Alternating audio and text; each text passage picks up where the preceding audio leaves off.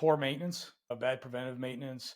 You have chances are that your equipment's in disrepair. You have the wrong parts or bad parts. You could have operators that aren't well trained.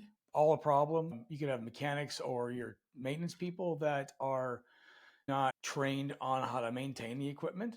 There could be poor procedures. It could just be poor maintenance or just neglect. For instance, if a plant is sold out, it's a battle to get the appropriate time that you need to be able to maintain the equipment. And if you couple that with, I'm running it faster than I should, I'm running it harder than I should, and my operators and maintainers aren't quite capable or qualified, and I'm getting cheaper parts or not the right parts, they could all kind of tie together, but each one of those individually can cause unplanned downtime.